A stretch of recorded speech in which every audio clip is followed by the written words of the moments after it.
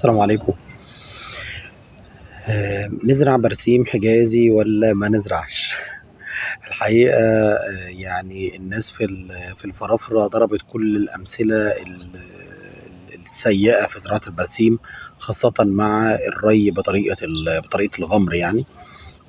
ده فيه سحب جائر أولا للخزان الجوفي، وبالتالي بقينا نشوف آبار في الفرافرة تحديدا يعني. مستوى وش المية بيقل بالتلاتة والأربعة والخمسة والعشرة متر في السنة، ودي أرقام الحقيقة أرقام مرعبة. يعني يمكن في الدخلة لما كنا بنتكلم في ربع متر ونص متر، كان الناس بتقول لا ده احنا ممكن تعدي السنة وما ينزلش أصلا وش المية، ما ينزلش خالص أو ما يتحركش، وبالتالي يفضل زي ما هو يعني. ودي حاجات مقبولة، حتى لو نزل ربع متر ونص متر في السنة دي أرقام مقبولة جدا.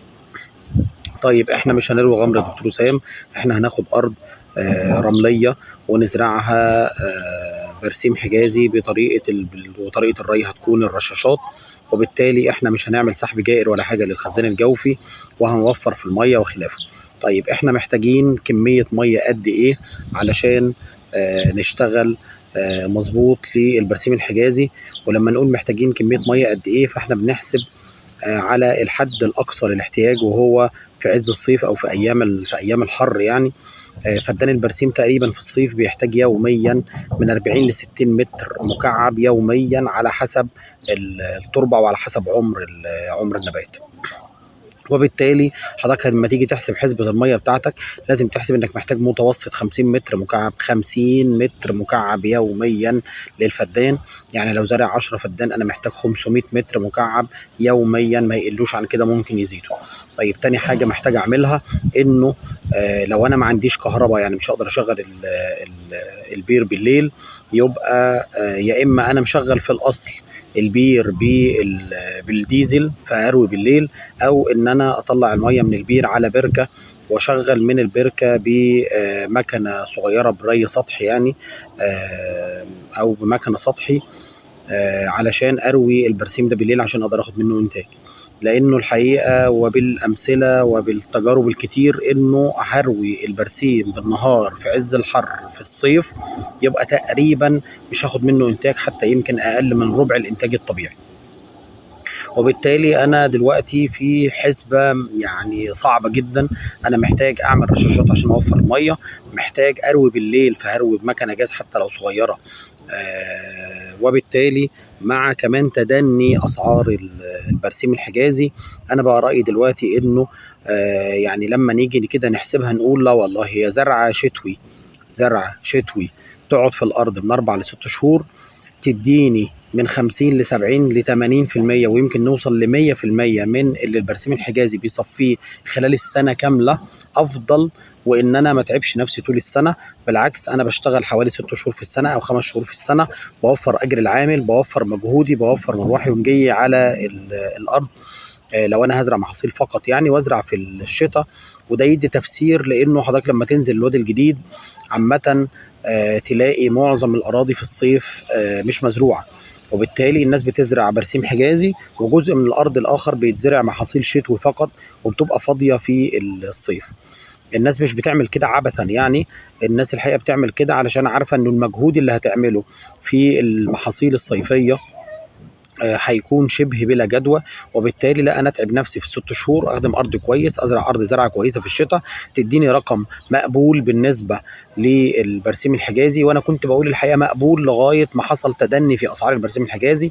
يعني لما كنت حتى بقول ايام ما كان الطن ب 6000 و7000 و7000 ونص، كنت بقول حتى لو الزرع الشتوي اديتك 50% من صافي الربح اللي هيديهولك البرسيم في السنه، في الزرع الشتوي مريح باقي الصيف، علشان يعني الوضع صعب جدا في الصيف.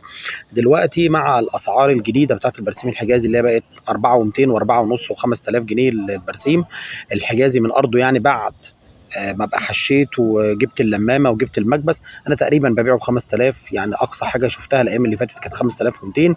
وبالتالي لما نيجي نحسب فدان البرسيم سنويا بعد مصاريفه، الاقيه مصفي في حدود في حدود من 25 ل 30 ألف جنيه صافي ربح سنوي.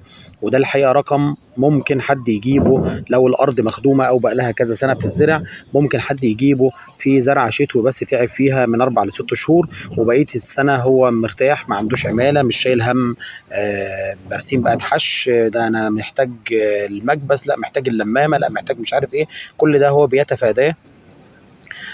وبياخد ربح تقريبا من 60 ل 70% واحيانا لغايه 100% من الربح اللي هيدوله البرسيم في السنه كامله. طيب يا دكتور وسام، ده احنا سمعنا ان فدان البرسيم بيصفي 100,000 جنيه وبيصفي 80,000 جنيه. حسبه بسيطه كده، فدان البرسيم تقريبا طول السنه بيدي متوسط 10 طن، من 10 ل 12 طن. انا هحسب لحضرتك على الرقم العالي 10 طن في اسعار دلوقتي اللي هي حوالي 4.5 تقريبا. احسبهم في 12 طن يا سيدي، في 11 طن متوسط يعني حوالي 50,000 جنيه. 50,000 جنيه ده توتال دخل، مش صافي ربح.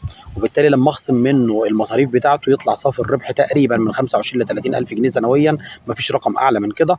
انا مش عارف الناس الحقيقه اللي بتقول الفدان بيصفي 70 و80 الف جنيه، يعني بيجيبوا 2 طن مثلا في الحشه. يعني لو حد بيجيب 2 طن في الحشه يا جماعه يبلغنا. لو حد بيكسب من فدان البرسيم صافي ربح في السنه بعد عمالته ومصاريفه وحشه وتسميده بيصرف 70 80 الف جنيه، استاذنه يعني يبعت لي ويقول لنا الطريقه عشان كلنا نقدر نعملها.